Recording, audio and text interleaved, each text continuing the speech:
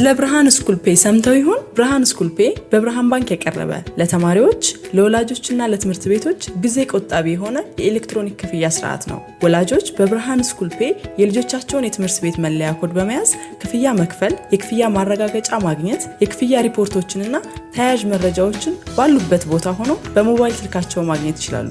ብርሃን ስኩል ፔይ ለትምህርት ቤቶች ክፍያን ከማቀላጠፉም በላይ ሙሉ የተማሪዎችን መረጃ ስለሚይዝ ጥቅሙ የጎላ ነው። ክፍያ ሲከፈል በቀጥታ መከታተል፣ ማዕከላዊ የሆነ የክፍያ መቆጣጠሪያ እንዲሁም የተለያዩ የክፍያ ሪፖርቶችን ማግኘት ከብዙ የብርሃን ስኩል ፔይ ጥቅሞች ጥቂቶቹ ናቸው። የብርሃን ባንክን ስኩል ፔይ በመጠቀም ጊዜውን ይቆጥቡ፣ ክፍያውን ያቀላጥፉ፣ የተሟላ መረጃን ያገኙ። ለበለጠ መረጃ በአቅራቢያ ወደሚገኝ የብርሃን ባንክ ቅርንጫፍ ጎራ ይበሉ። ብርሃን ባንክ፣ እንደ ስማችን ብርሃን ነው ስራችን። ወደ ሌላኛው ጉዳይ ደግሞ እንለፍ። ቅዳሜ ከተደረጉ ጨዋታዎች መካከል አንዱ ማንቸስተር ዩናይትድን ከቶተናም ጋር ያገናኘው ጨዋታ በኦልድ ትራፎርድ ተደርጎ ማንቸስተር ዩናይትድ 2-0 በሆነ ውጤት ማሸነፍ ችሏል። የካሪክ ጉዞ ጥሩ ሆኖ የቀጠለበት ሳምንት ነበር። ይህንን ጉዳይ እናንሳ። ከአራት ጨዋታ አሸንፏል። በቀደም ቶተናም አሁን በተከታታይ ከዚህ በፊት የተጫወተባቸውን ክለቦች ነው እየገጠመ ያለው። ቶተናም ወደ ማንቸስተር ዩናይትድ ከመዘወሩ በፊት የተጫወተበት ክለብ ነው። ከዛ ደግሞ ከዌስትሃም ጋር ነው የሚጫወተው ቀጥሎ። ዌስትሃም ደግሞ የእግር ኳስ ህይወቱን የጀመረበት ክለብ ነው እና እንግዲህ 4 ጨዋታ አሸንፏል። በቻምፒየንስ ሊግ ቦታ የማንቸስተር ዩናይትድ የቻምፒየንስ ሊግ ቦታ የአራተኝነት ቦታ ላይ ሴትል የማድረግ ብቻ አይመስልም። አሁን ቪላ ሰሞኑን ጥሩ አይደለም። በቀደም ከቡርንመዝ ጋር በነበረው ጨዋታ አቤት በጣም እንግዳ የሆነ መከላከል ነው ከሉካ ዲኝ ያየሁት። አንድ ተጫዋች እንዲህ ሲተኛ ይቻላል። አጠገቡ ነው። በጣም ጥሩ ተጫዋች ነው። አዲስ ያስፈረሙት ተጫዋች ነው በሴሜኞ ፈንታ ብሪያን የሚባል ልጅ፣ ግን የሚገርም የመከላከል ስንፍና ነው ተጫዋቹ ላይ ያየሁት። ያቻነቱ ጎል ሲቆጠር ዞሮ ቪላ ጥሩ አይደለም በውጤት በኩል ቢያንስ ሊደረስበት በሚችልበት በጣም ቅርብ ርቀት ላይ ነው የሚገኘው። ስለዚህ ለዩናይትድ ሶስተኛ ሆኖ የመጨረስ እድል ተጨባጭ እድል ነው። ደግሞ በሳምንት አንድ ጌም ነው የሚጫወተው። ቪላ በቅርብ ጊዜ የአውሮፓ ኮሚትመንቶች አሉበት። ስኳዱ ሰፊ አይደለም። ሊሆን ይችላል ይህንኑ ሞመንተም ይዘው መቆየት የሚችሉ ከሆነ ግን ከመጣበት ጊዜ ጀምሮ ብዙ ጊዜ አንስቼዋለሁ። አንድ የወደድኩት ነገር በቀደም ሮሪ ስሚዝም ለኦብዘርቨር ሲጽፍ ያየሁት እርጋታው፣ የካሪክ እርጋታ። ካሪክ እንዲህ ያለ የሚባል ነገር አትሰሚም። ብዙ ጊዜ ብየዋለሁ ይሄንን እና በቀደም አሁን ሁለቱ አሰልጣኞች ያው ባሉበት ሁኔታ ምክንያት ቶማስ ፍራንክ የበለጠ የተጨነቁ ናቸው። በእልህ ነው ማስቲካውን የሚያኝኩት። ከዛ ተጫዋቻቸው ክርስቲያን ሮሜሮ በቀይ ወጣ፣ እሱ አብግኗቸዋል። በቀደም ሶሻል ሚዲያ ላይ ፖስት ያደረገው ነገር የቡድኑን ሰላም ሊረብሽ የሚችል ነው። ጫና ውስጥ ነው ያሉት። ወደ ብሬንፎርድ ሲመጡ እንደዚህ፣ ከብሬንፎርድ ወደ ቶተናም ሲመጡ እንደዚህ አስቸጋሪ ጊዜ ያሳልፋሉ የሚል ግምት አልነበረም። ጥሩ አዳፕተብል አሰልጣኝ ናቸው። ተቃርኖች የተሞሉበት ነው። በቻምፒየንስ ሊግ 4ኛ ናቸው፣ በፕሪሚየር ሊግ 14ኛ ናቸው። ተቃርኖ ሲዝን ነው። ጉዳቶች አሉባቸው። ሁሉም ነገር በቁጥጥራቸው ስር ያሉ ሰው አይመስሉም።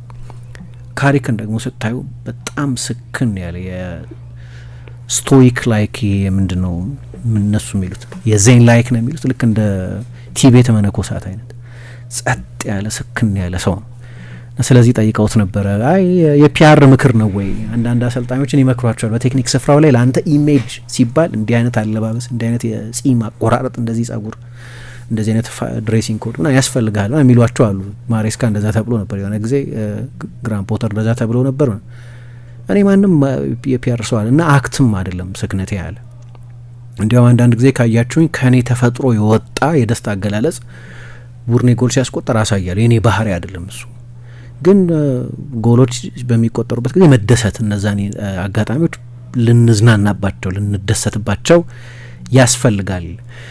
ግን በቴክኒክ ቦታው ላይ ዝም ብሎ አልፎ አልፎ ብቻ ጣልቃ ሲገባ ነው የምታየው። እኔ ኤሪክሰንን ምናምን ነው የሚመስለኝ። ድሮ ቬንገርም እንደዛ ነበሩ፣ ፈርጉሰንም በኋላ እንደዛ ነበሩ። አንዳንድ አሰልጣኞች አሉ በቃ ብዙ ሲወራጩ ማታያቸው፣ በእያንዳንዱ አጋጣሚ ታክቲካዊ ትእዛዝ ለመስጠት የእያንዳንዱ ተጫዋች ቦታ ለመቆጣጠር የማይሞክሩ አሰልጣኞች አሉ። በቃ ከሰኞ እስከ አርብ ልምምዴን ሰርቻለሁ፣ ለተጫዋቾቹ መስጠት ያለብኝን ሀሳብ ሁሉ ሰጥቻለሁ፣ ከዛ በኋላ ያለው ሾው ነው። ምክንያቱም ኢንፍሉዌንስ አታደርጊም ጨዋታውን። ፔፕ ራሱ ይናገራል ነው አላስችል ቢለኝ እንጂ ተጫዋች እኮ አይሰማኝም ይላል። 60,000 ህዝብ እየጮኸ ለዛ በኩል ላለው ግራፉል ባኩ የሚናገረው ነገር ሊሰማው አያየውም። ጭራሽ አንዳንድ ፉቴጆች ብቻ አያያቸውም። አሰልጣኝ አላስችል ቢለኝ ነው ይላል። እኛ ዳይሬክተሩ ስለሚያሳየን ፔፕ ወይ አርቴታ ወይ የሆነ አሰልጣኝ ኦርኬስትሬት ያደርጉት ነው ይመስለን እያንዳንዱን ፌዝ ኦፍ ፕሌይ። ግን እንደዛ አይደለም እግር ኳስ። አይሰሟቸው 74,000 75,000 ህዝብ ባለበት ስቴዲየም ውስጥ ስራውን ሰርቶ የመጣ ሰው ይመስላል። ግን ምንድነው በቀደም የተናገረው በጣም መረጋጋበት አንደኛው ምክንያት ተፈጥሮዬ ነው፣ ሁለተኛ ግን በጨዋታ ውስጥ የሆነ ያለው ነገር በደንብ ለማስተዋል የበለጠ ለመረጋጋትና በጥልቅ ለማሰብ እድል ይሰጠኛል ይላል። ያ ማለት ተረጋግቼ ከሆነ የምቆየው የጥርት ያሉ ክሊር የሆኑ ውሳኔዎችን ለማሳለፍ እድል ይሰጠኛል።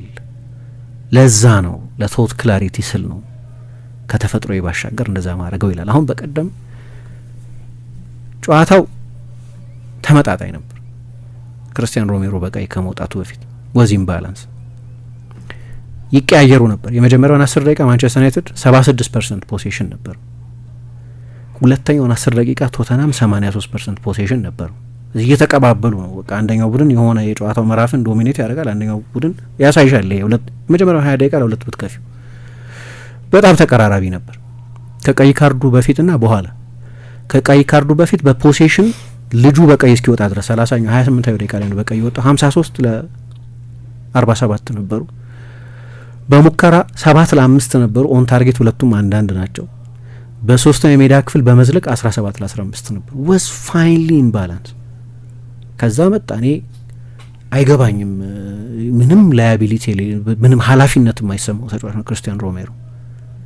ምንም ሴንስ ኦፍ ሬስፖንሲቢሊቲ የለበትም። ሶሻል ሚዲያ ላይ በሚጽፈው ነገር ይሁን የዝውውር ገበያው ካለቀ በኋላ በቀደም ከሲቲ ጋቻ ከተለያዩ በኋላ አምበልነቱን የቀማው ሰው የለም። እንደፈለገ አለቆቹ ከፍ ዝቅ እያደረገ ነው የሚናገረው። ብዙ ጊዜ የቶተናም ደጋፊዎች በቃ ወጥቶ የሚያጋልጥልን ሰው ነው ብለው ነው የሚያምኑት። ቶተናም የተሸነፈው ኤኒዌይ ሊሸነፍ ይችል ነበር። ዩናይትድ በጥሩ ፎርም ላይ ያለ ቡድን ነው፣ ግን ፋሲሊቴት አደረገ። ከዛ ተገለበጠ ጨዋታ። ከዛ በኋላ ፖሴሽኑ እሱ ከወጣ በኋላ 71 ለ29 ነው የሆነው። ሙከራው 9 ለ2 ነው የሆነው። 16 ለ2 ነው የሆነው። ፍጹም የአንድ ቡድን ጨዋታ ሆነ። የፋይናል ሰርድ ኢንትሪ የሚባል መጨረሻ 30 ሜትር ላይ በመድረስ 17 ለ15 ነበር፣ 60 ለ23 ሆነ። ጨዋታው ፍጹም ከሱ መውጣት በኋላ ተቀየረ። አሁን ለእኔ ግን ምንድነው በመሰለሽ ጨዋታው እየሄደ በነበረበት ጊዜ ዩናይትድ ሶስቱንም በካሪክ ስር ያደረጋቸውን ጨዋታዎች ከሎ ብሎክ ቡድኖች ጋር አልተጫወተም እስከዛ ድረስ። ፉልሃምን አስበን ነበር፣ ግን የፉልሃም ላይ በጊዜ ጎል ማስቆጠሩ ኖርማሊ የሎ ብሎክ ቡድን አይደለም ፉልሃም፣ ግን ወደ ኦልትራፎርድ ሲመጣ በሪዘርቭድ ሆኖ እንዲጫወት ነው የምትጠብቂው። ዩናይትድ በጣም ጥሩ ፎርም ላይ ሆኖ አርሰናልን ሲቲን አሸንፎ ስለነበር የመጣው ያንን እንዳያደርጉ ዩናይትድ ቶሎ ጎል አስቆጠረባቸው። ስለዚህ በሎ ብሎክ መጫወት የሚያስኬድ አይደለም እና ያንን ባላጋራ በሎ ብሎክ ነው የሎ ብሎክ ተጋጣሚ ነው ለማለት ያስቸግራል። ቶተንሃም ግን ተጫዋች በቀይ ከወጣበት በኋላ ምርጫ የላቸው። ዊልሰን ኦዶቤርን አስወጡና ድራጉሺንን አስገቡ። ስለዚህ የበለጠ የመከላከል አፕሮች እንደሚኖራቸው ከዛ በኋላ መገመት ይቻል ነበር። አሁን እኔ እዛ ጋር አሁን ምንድነው ያደርገው አሰልጣኙ አንዱን አማካይ ቶተንሃም የበለጠ ሳጥኑን ስለሆነ የሚከላከለው የመጀመሪያው 30 ሜትር ላይ ለሽግግር ማጥቃት ካልሆነ በስተቀር ስለማይወጡ አሁን ሎ ብሎክን ይገጥማል። ሼሽኮን ነው የሚያስገባው ቶሎ ለሳጥን ፕሬዘንስ ሲል ምንድነው የሚያደርገው? እዛ ጋ ነው የስክነት ውጤት የምታየው። ያደረገው ነገር ሁለቱን ሴንትራል አማካዮች የበለጠ ወደፊት ተጠግተው እንዲጫወቱ አግሬሲቭ እንዲሆኑ አደረጋቸው። ምክንያቱም ሁለቱ አማካዮች ኮቢ ሜይኑና ካሰሚሮ የማንቸስተር ዩናይትድ ሁለቱ ጥልቅ ሆልዲንግ አማካዮች ናቸው እና በማንቸስተር ዩናይትድ ማሸነፍ ውስጥ ትልቅ ሚና ነበራቸው ሁለቱም ተጫዋቾች። ለምሳሌ ከካሰሚሮ በላይ ብዙ የሞከረው ብሩኖ ብቻ ነው። 4 ሙከራ አድርጓል የቡድኑ ዲኤም። ቶተናም የቁጥር ብልጫ አለበት። ስለዚህ የሚከላከለው የሜዳ ስፍራ ሰፊ ነው። በሎ ብሎክ ነው የሚጫወተው።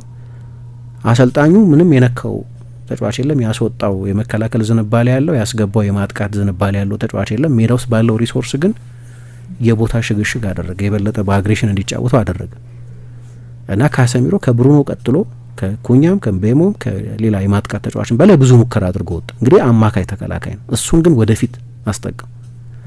ሁለተኛ ኮቢ ሜይኑ ሌላ ጠለቅ ያለ አማካይ፣ የአማካይ ተከላካይ አይደለም ግን በአማካይ ተከላካይ ሆነ በ10 ቁጥሩ መካከል ያለ አያያዥ ኮኔክተር ተጫዋች፣ ቴምፖ የሚወስን ተጫዋች። እሱ ደግሞ ከብሩኖ ቀጥሎ በድጋሚ ብሩኖ ሌላ በጣም ስፔሻል ፐርፎርማንስ ያሳየበት ጨዋታ ነው። 200ኛ ጎሉም ነበር በአሲስት ሲደመር ጎል። እሱ ደግሞ ከብሩኖ ቀጥሎ ብዙ የጎል እድል የፈጠረው ተጫዋች ነው። ሁለቱ ጥልቅ አማካዮች ናቸው። እነዚህን ሁለት ጥልቅ አማካዮች ምናልባት ቅድም ባልኩት በስክነት ጨዋታውን ማስተዋል በሚችልበት እርጋታ ስለሚሆን ጊዜ ሳይፈጅ ነው ሁለቱንም ተጫዋቾች አድቫንስድ ቦታ ላይ እንዲጫወቱ ያደረጋቸው። ኦፍኮርስ ብዙ ጥሩ ነገሮች ያደረገ ነው። ጥሩ መጀመር ነው። እኔ ብዙ ርቀት እንድንሄድ የማልፈልገው ብዙ እናወራለታለን። ሞመንቱ ነው ማውራት አለብሽ ለማንቸስተር ዩናይትድ ሰሞኑን ስላለበት ሁኔታ የበዛ ከመሰለ አላቅም፣ ግን ትክክለኛው ጊዜ ነው። ኦፍኮርስ ማንቸስተር ዩናይትድ በመጥፎም በጥሩም ጊዜ ትልልቆቹ ቡድኖች በመጥፎም በጥሩም ጊዜ ብዙ ትወያዩባቸዋለሽ፣ ኖርማል ነው። ግን በጥሩነቱ መወራት አለበት በዚህ ጊዜ ብዬ አስባለሁ። እና አሰልጣኙ በየጨዋታው የሚወስናቸው ስማርት የሆኑ ውሳኔዎች አሉ እና ቡድኑም የበለጠ ጨዋታ የሚቆጣጠር ወደ መሆን ደርሷል። ያ ሩበን አሞሪም ላይ ነበር አንደኛው ክሪቲሲዝም፣ ትልልቅ ቡድኖች ጨዋታ ይቆጣጠራሉ፣ ዩ ሃቭ ቱ ቢ ኢን ኮንትሮል። አሁን ሲቲ ላይ ትላንት የሚያሰጋሽ ነገር ለምሳሌ ስታየው ኦኬ አሸንፈዋል፣ ስሜታዊ ኮንሲኩዌንሱ ቀላል አይደለም፣ ግን እንደ ፐርፎርማንስ ካየሽው ጨዋታውን ሉዝ ካረጉት ሉዝ ያረጉታል፣ አይቆጣጠሩትም፣ ከእጃቸው ውጪ ነው የሚሆነው። ሊቨርፑል ይሄንኑ ተመሳሳይ ነገር ታያለሽ።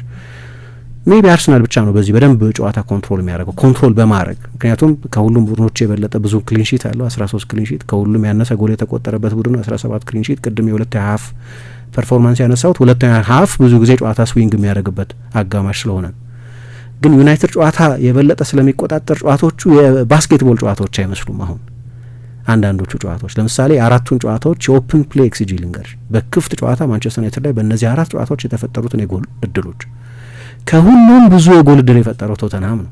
የሚገርም ነው እሱ በእርግጥ 0.55 ነው። ፉልሃም 0.43፣ አርሰናል 0.39፣ ማንቸስተር ሲቲ 0.36 የክፍት ጨዋታ የጎል እድል ነው የፈጠሩት። ሁሉም ከ0.5 በታች ናቸው ከቶተንሃም በስተቀር፣ እሱም በማርጅን። ያ የሚያሳየን የብቸኛው ምክንያት ላይሆን ይችላል የኮቢ ሜኑ መግባት የማንቸስተር ዩናይትድን ጨዋታ የመቆጣጠር አቅም አሻሽሎታል። የአንድ ተጫዋች ብቻ መግባት፣ ምክንያቱም ቴምፖ ሴተር ነው። በቃ ሲያስፈልግ ያፈጥነዋል፣ ሲያስፈልግ ያቀዘቅዘዋል፣ ሲያሻ የአግድሞሽ ኳስ ያቀብላል፣ ካልሆነ አጫጭር ቅብብሎች ያደርጋል። እንደ ጨዋታው እንደሚፈልገው ሁኔታ እንደ ጌም ስቴቱ ዩናይትድ እየተመራ ከሆነ ተመርቷል። ዩናይትድ ተመርቷል። የአርሰናል ጨዋታ ላይ መሰለኝ የተመራው ያልተመራም፣ ግን አንዳንዴ አቻ ይሆናል፣ አንዳንዴ ይመራል፣ አንዳንዴ ይመራል። ያኔ የምታሳየው አርጀንሲ አንድ አይነት አይደለም፣ የተለያየ የጨዋታ ውጤት ስለሆነ የሜኑ መግባት ጠቅላላ የስትራክቸር ለውጥ ማድረግ። ኦፍኮርስ ሉክ ሾው በድጋሚ ምርጥ ፉልባክ መሆኑን አየን። ለእንግሊዝ ብሔራዊ ቡድን ለመጠራት አልረፈደም ይባላል። ዳሎ ሃይብሪድ ሆኖ ነው እየተጫወተ ያለ፣ ወደ ሴንትራል ቦታ ይገባል። ብሩኖ የበለጠ የሚመቸው ቦታ የተጫወተ ነው። ምቤሞ ሁሉም ጨዋታዎች ላይ ጎል እያስቆጠረ ነው። ሁሉም ቦታ ነው ኢንፍሉዌንሱ። ግን ጨዋታ ኮንትሮል የማድረጋቸውም ነገር የአሰልጣኙን ተጽዕኖ የሚያሳይ መስሏል። ስለ ብርሃን ስኩል ፔይ ሰምተው ይሆን? ብርሃን ስኩል ፔይ በብርሃን ባንክ የቀረበ ለተማሪዎች ለወላጆችና ለትምህርት ቤቶች ጊዜ ቆጣቢ የሆነ የኤሌክትሮኒክ ክፍያ ስርዓት ነው። ወላጆች በብርሃን ስኩል ፔይ የልጆቻቸውን የትምህርት ቤት መለያ ኮድ በመያዝ ክፍያ መክፈል፣ የክፍያ ማረጋገጫ ማግኘት፣ የክፍያ ሪፖርቶችንና ተያያዥ መረጃዎችን ባሉበት ቦታ ሆነው በሞባይል ስልካቸው ማግኘት ይችላሉ። ብርሃን ስኩል ፔይ ለትምህርት ቤቶች ክፍያን ከማቀላጠፉም በላይ ሙሉ የተማሪዎችን መረጃ ስለሚይዝ ጥቅሙ የጎላ ነው። ክፍያ ሲከፈል በቀጥታ መከታተል፣ ማዕከላዊ የሆነ የክፍያ መቆጣጠሪያ እንዲሁም የተለያዩ የክፍያ ሪፖርቶችን ማግኘት ከብዙ የብርሃን ስኩል ፔይ ጥቅሞች ጥቂቶቹ ናቸው። የብርሃን ባንክን ስኩል ፔይ በመጠቀም ጊዜውን ይቆጥቡ፣ ክፍያውን ያቀላጥፉ፣ የተሟላ መረጃን ያገኙ። ለበለጠ መረጃ በአቅራቢያ ወደሚገኝ የብርሃን ባንክ ቅርንጫፍ ጎራ ይበሉ። ብርሃን ባንክ፣ እንደ ስማችን ብርሃን ነው ስራችን።